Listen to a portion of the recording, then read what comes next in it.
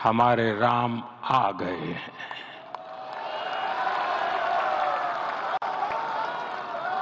सदियों की प्रतीक्षा के बाद हमारे राम आ गए हैं। सदियों का अभूतपूर्व धैर्य, अनगिनत बलिदान, त्याग और तपस्या के बाद हमारे प्रभु राम आ गए हैं।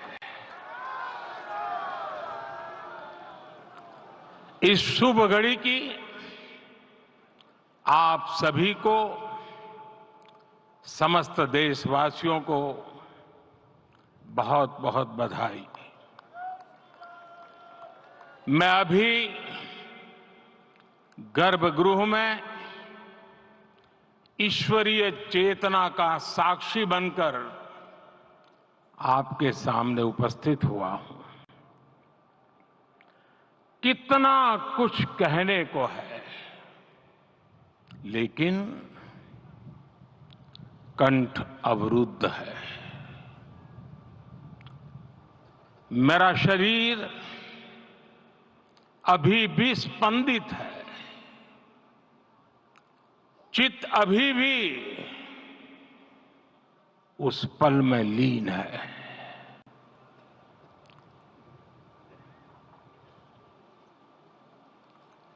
हमारे रामलला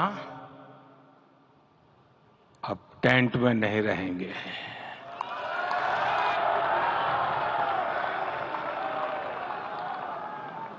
हमारे रामलला अब इस दिव्य मंदिर में रहेंगे।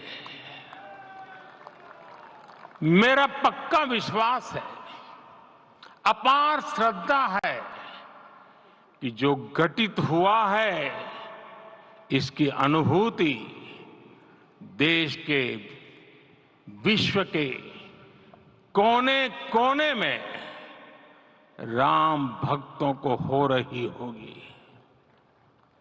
ये क्षण अलौकिक है, ये पल पवित्रतम है। ये माहौल, ये वातावरण, ये ऊर्जा, ये घड़ी प्रभु श्री राम का हम सब पर आशीर्वाद है। 22 जनवरी 2024 का ये सूरज एक अद्भुत आभा लेकर आया है। 22 जनवरी 2024 ये कैलेंडर पर लिखी एक तारीख नहीं, ये एक नए काल चक्र का उद्गम है।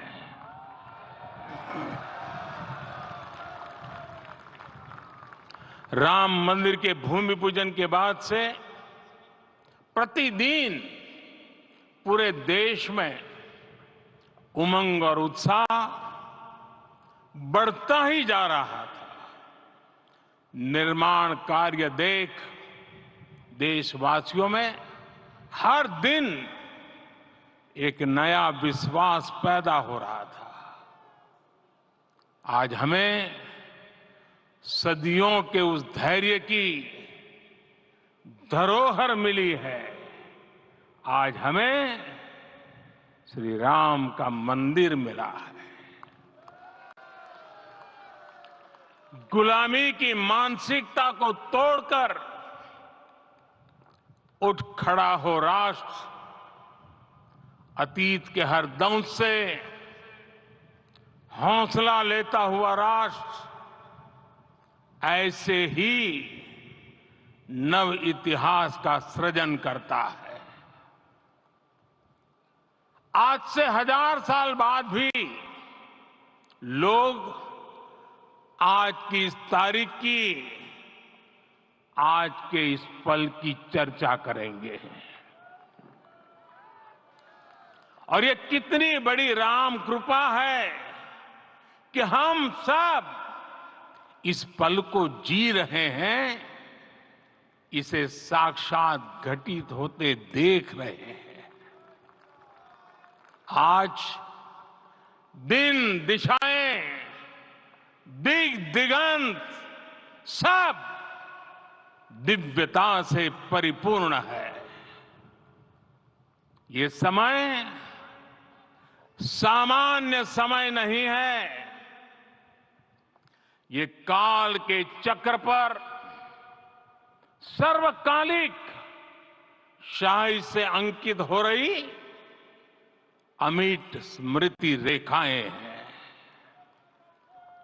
साथियों, हम सब जानते हैं कि जहां राम का काम होता है, वहां पवन पुत्र हनुमान अवश्य विराजमान होते हैं। इसलिए मैं राम भक्त हनुमान और हनुमान गढ़ी को भी प्रणाम करता हूं। मैं माता जानकी, लक्ष्मण जी, भरत, शत्रुघ्न सबको नमन करता हूं।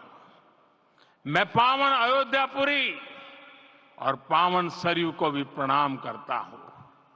मैं इस पल दैवीय अनुभव कर रहा हूं कि जिनके आशीर्वाद से ये महान कार्य पूरा हुआ है। वे दिव्य आत्माएं, वे दैवीय विभूतियां भी इस समय हमारे आसपास उपस्थित है। मैं इन सभी दिव्य चेतनाओं को भी कृतज्ञता पूर्वक नमन करता हूं। मैं आज प्रभु श्री राम से क्षमा याचना भी करता हूं। हमारे पुरुषार्थ, हमारे त्याग, तपस्या में कुछ तो कमी रह गई होगी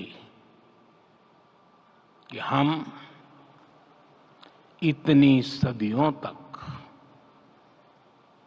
ये कार्य कर नहीं पाए। आज वो कमी पूरी हुई है।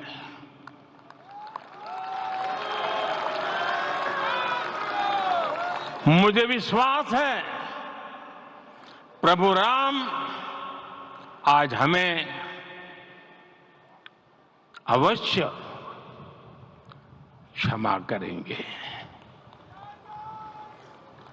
मेरे प्यारे देशवासियों, त्रेता में राम आगमन पर पूज्य संत तुलसीदास जी ने लिखा है, प्रभु बिलो की हर से पुरबासी, जनित वियोग विपत्ति समनासी। अर्थात प्रभु का आगमन देकर ही सब अयोध्यावासी, समग्र देशवासी हर्ष से भर गए। लंबे वियोग से जो आपत्ति आई थी, उसका अंत हो गया। उस कालखंड में तो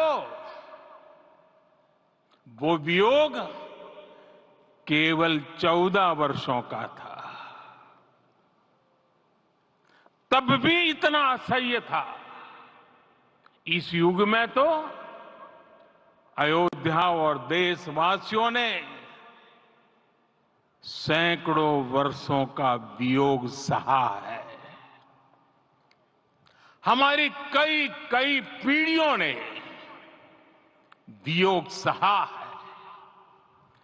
भारत के तो संविधान में उसकी पहली प्रति में भगवान राम विराजमान है।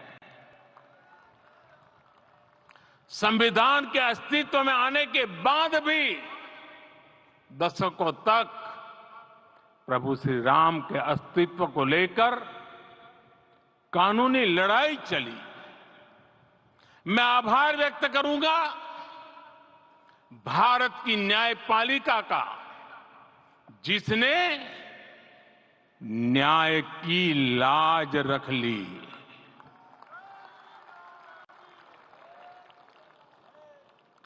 न्याय के पर्याय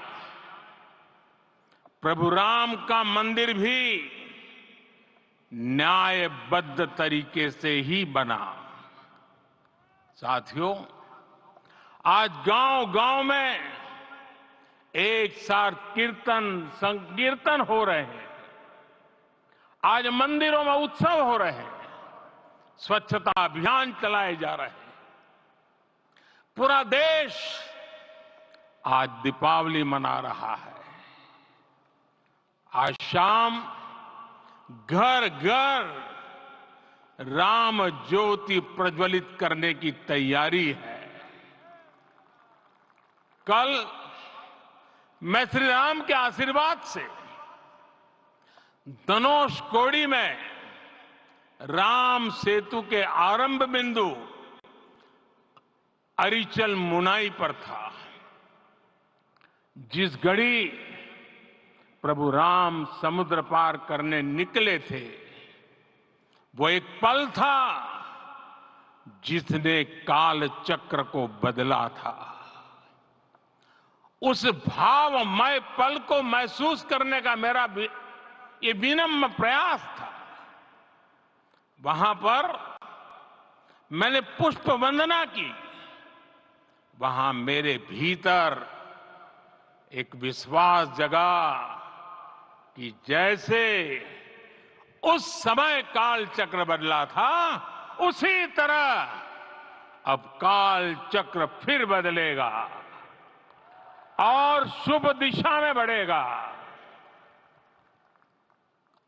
अपने 11 दिन के व्रत अनुष्ठान के दौरान मैंने उन स्थानों का चरण स्पर्श करने का प्रयास किया जहां प्रभु राम के चरण पड़े थे। चाहे वो नासिक का पंचवटी धाम हो, केरला का पवित्र त्रिपायर मंदिर हो, आंध्र प्रदेश में लेपाक्षी हो, श्रीरंगम में रंगनाथ स्वामी मंदिर हो, रामेश्वरम में श्री रामनाथ स्वामी मंदिर हो, या फिर धनुषकोडी।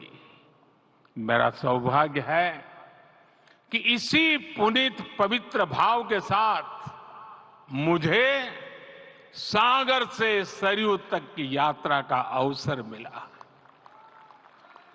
सागर से सरयू तक हर जगह राम नाम का वही उत्सव भाव छाया हुआ है।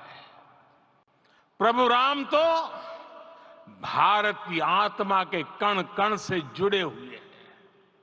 राम भारतवासियों के अंतर मन में विराजे हुए हैं। हम भारत में कहीं भी किसी की अंतरात्मा को छुएंगे तो इस एकत्व की अनुभूति होगी और यही भाव सब जगह मिलेगा। इससे उत्कृष्ट, इससे अधिक देश को समायोजित करने वाला सूत्र और क्या हो सकता है। मेरे प्यारे देशवासियों, मुझे देश के कोने कोने में अलग अलग भाषाओं में रामायण सुनने का अवसर मिला है, लेकिन विशेषकर पिछले 11 दिनों में रामायण अलग अलग भाषा में अलग राज्यों से मुझे विशेष रूप से सुनने का मौका मिला।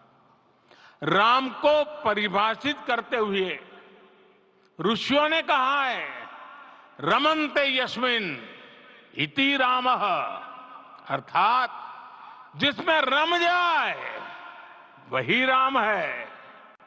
राम लोक की स्मृतियों में, पर्वत से लेकर परंपराओं में सर्वत्र समाये हुए हैं।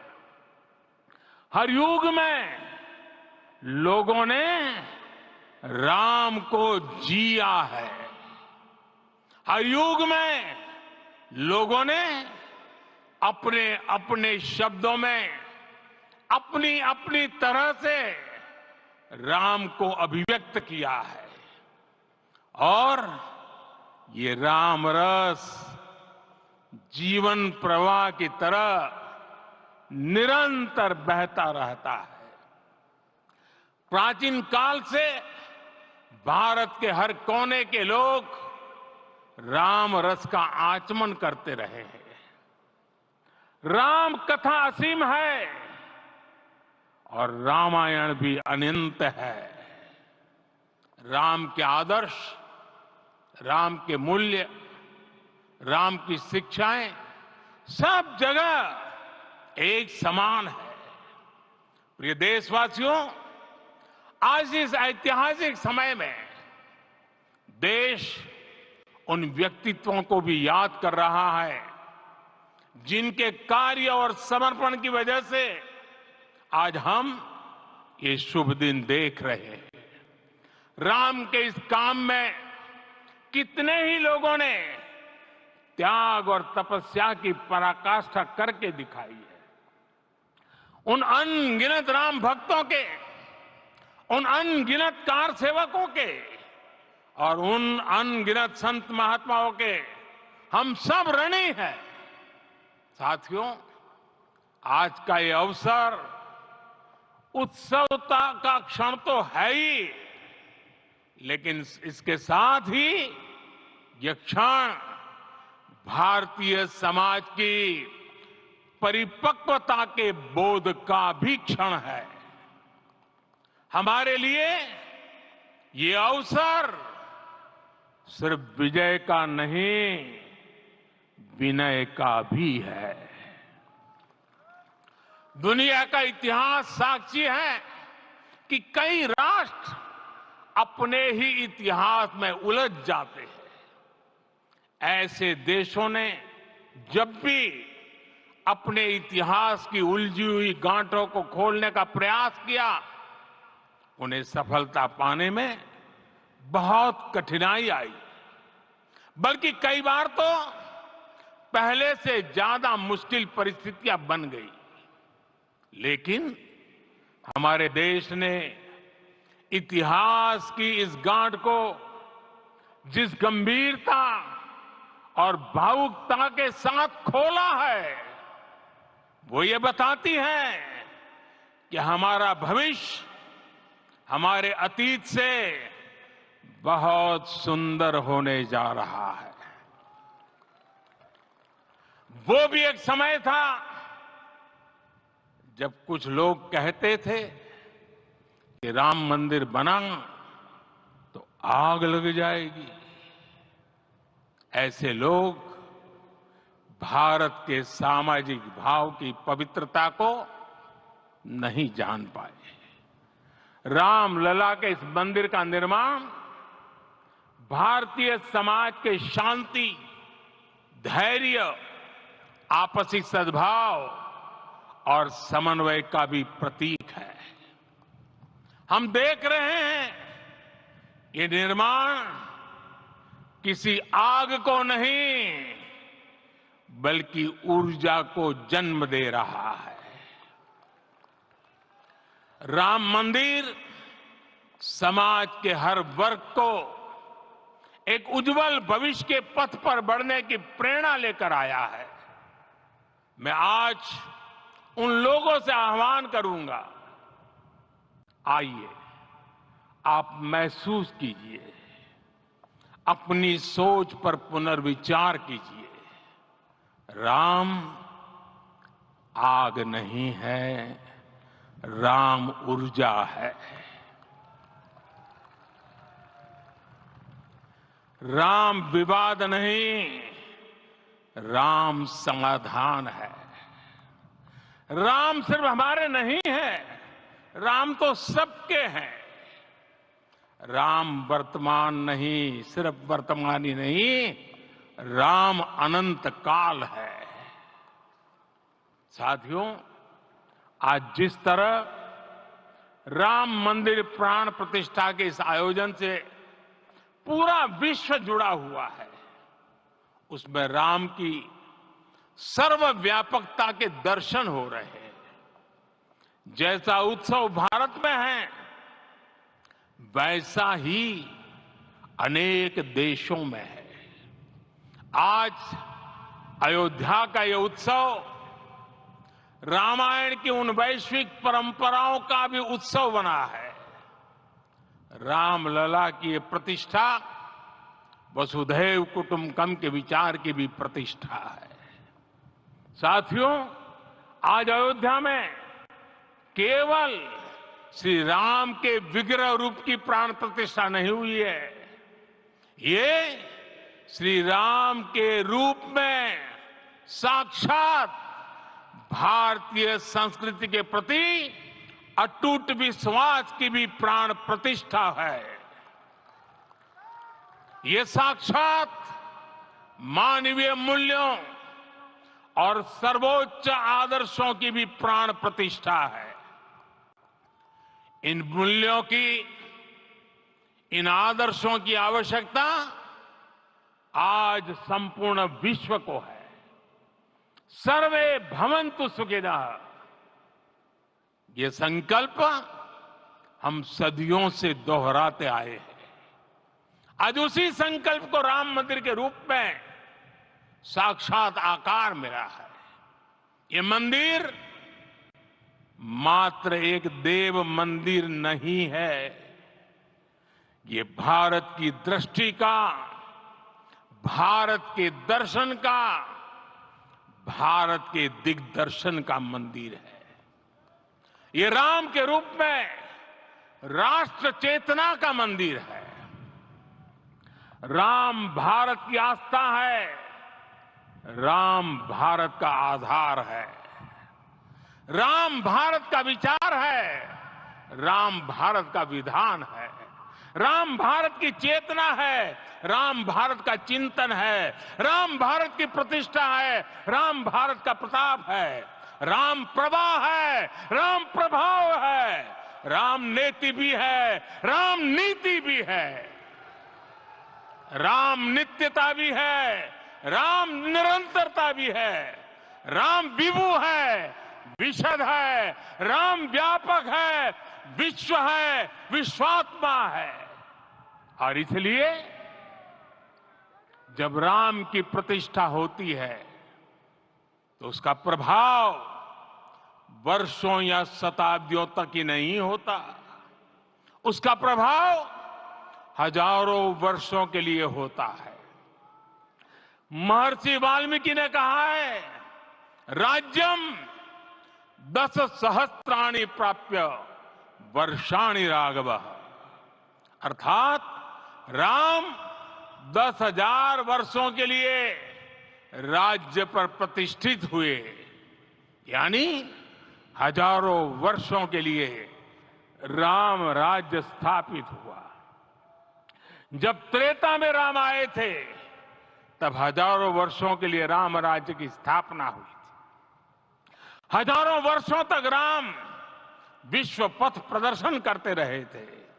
और इसलिए मेरे प्यारे देशवासियों, आज अयोध्या भूमि हम सभी से, प्रत्येक राम भक्त से, प्रत्येक भारतीय से कुछ सवाल कर रही है। श्री राम का भव्य मंदिर तो बन गया, अब आगे क्या? सदियों का इंतजार तो खत्म हो गया, अब आगे क्या?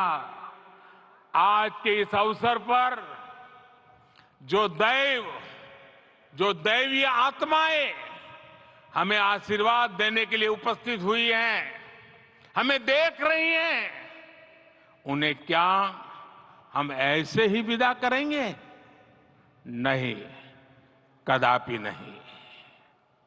आज मैं पूरे पवित्र मन से महसूस कर रहा हूं कि काल चक्र बदल रहा है। ये सुखद संयोग है कि हमारी पीढ़ी को एक कालजयी पथ के शिल्पकार के रूप में चुना गया है। 1000 वर्ष बाद की पीढ़ी राष्ट्र निर्माण के हमारे आज के कार्यों को याद करेगी। इसलिए मैं कहता हूं, यही समय है, सही समय है। हमें आज से इस पवित्र समय से अगले 1000 साल के भारत की नींव रखनी है। मंदिर निर्माण से आगे बढ़कर अब हमें सभी देशवासी यही इस पल से समर्थ, सक्षम, भव्य, दिव्य भारत के निर्माण की सौगंध लेते हैं।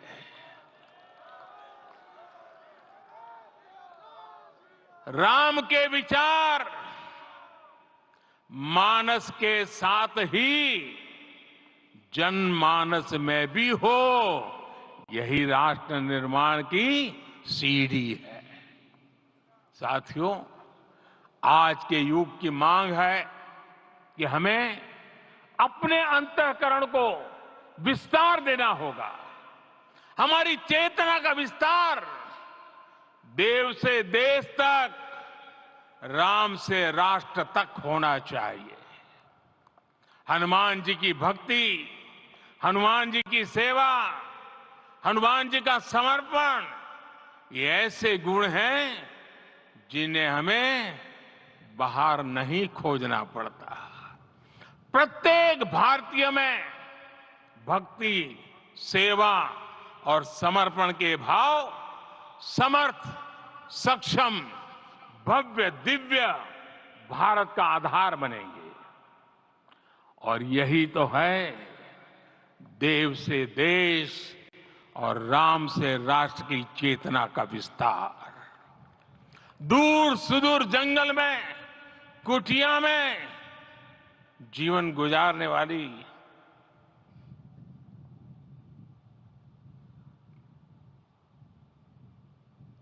मेरी आदिवासी मां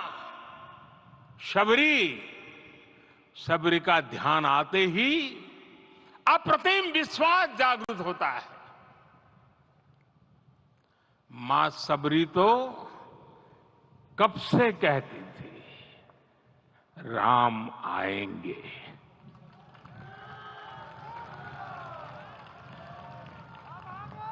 प्रत्येक भारतीय में जन्मा यही विश्वास समर्थ, सक्षम, भव्य भारत का आधार बनेगा।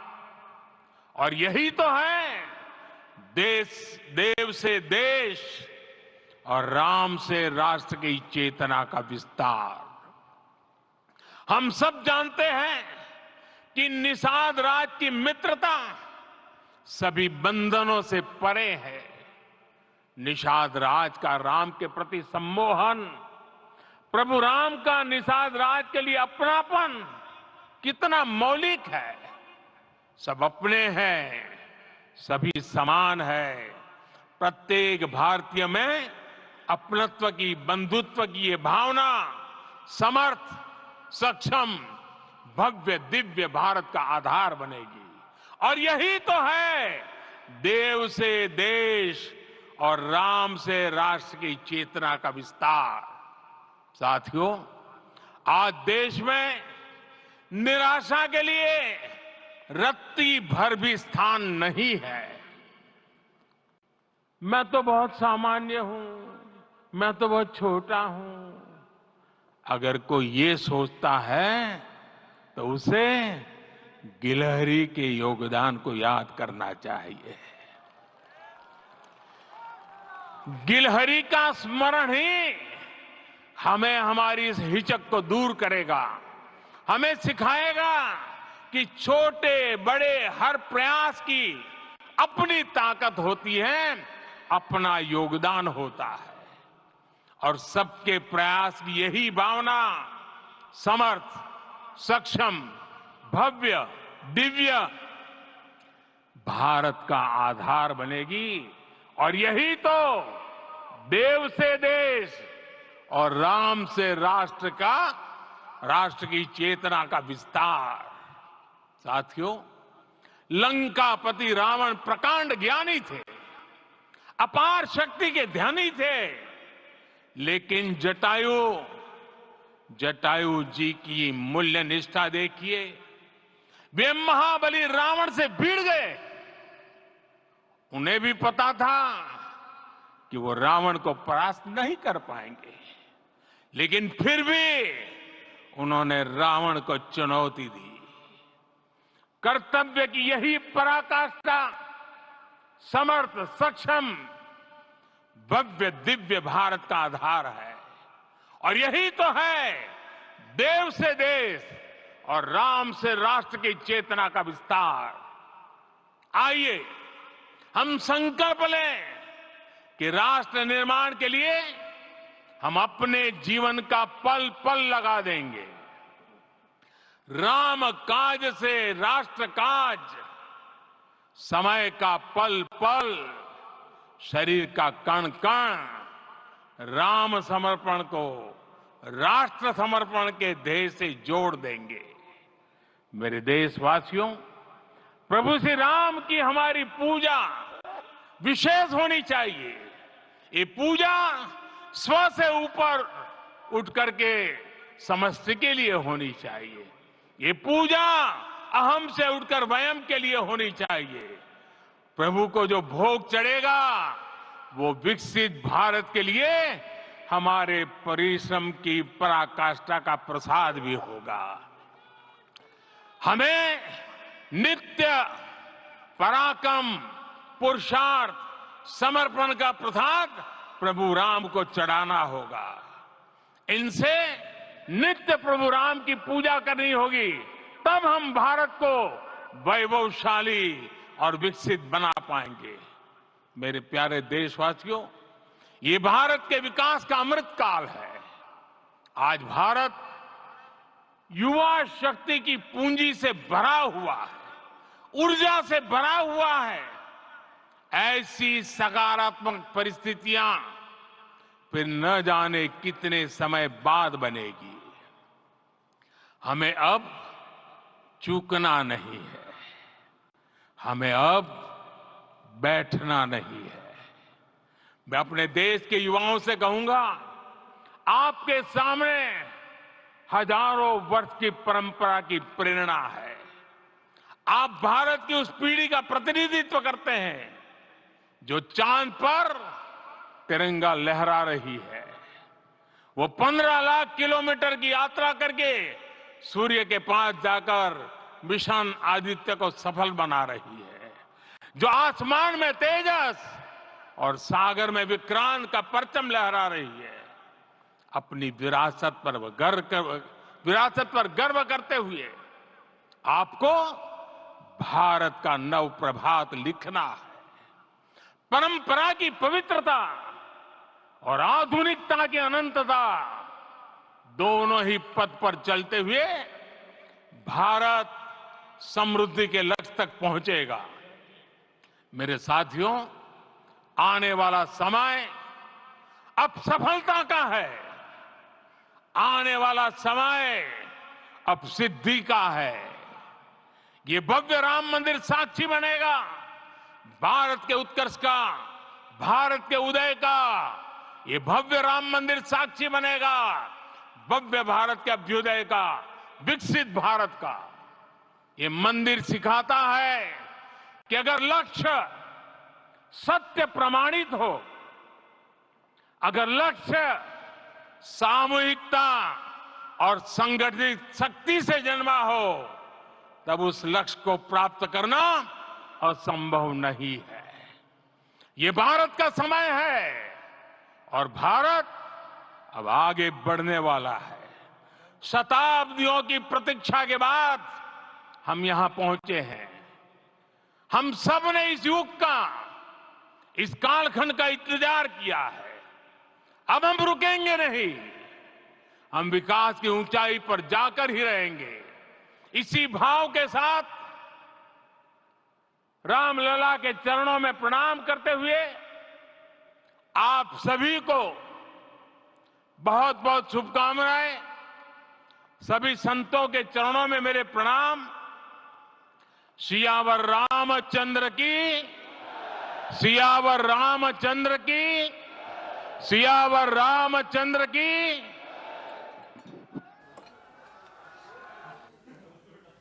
प्रधानमंत्री नरेंद्र मोदी का ये संबोधन और अपने संबोधन की शुरुआत प्रधानमंत्री नरेंद्र मोदी ने सबको राम राम से की।